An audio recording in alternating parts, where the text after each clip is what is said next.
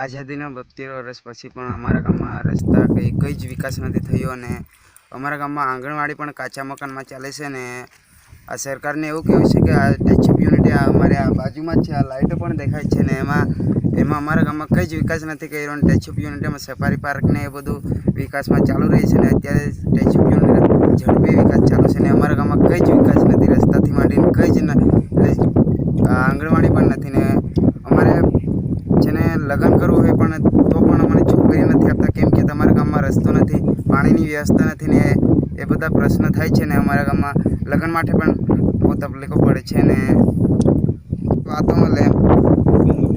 તો કઈ કઈ તકલીફો તમે ભોગવીને સામનો કરી રહ્યા છો? અત્યારે તો બધી જ તકલીફોનો અમે સામનો કરી છે. રસ્તા પણ ખરાબ છે અને પાણી તો અમારે અત્યારે તો છે પણ માર્ચ પછી તો અમારે પાણી પણ છે પણ એ પણ દૂર છે ને કૂવાનું છે.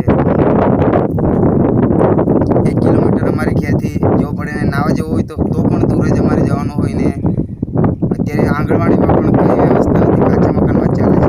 શાળા કઈ જગ્યાએ છે? શાળા અમારે આ બાજુમાં જ છે પણ એ પણ કાચા મકાનમાં જ છે. કેટલા બાળકો ભણે શાળા? એમાં 40-45ની વસ્તી છે ને એમાં પણ કાચા મકાનમાં જ છે ને અહીંયા આજે તકલીફો પડે છે એ બાબતે તમે આગળ કોઈ કાર્યવાહી?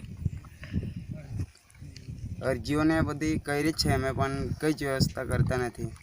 આપની માંગ શું છે? રસ્તો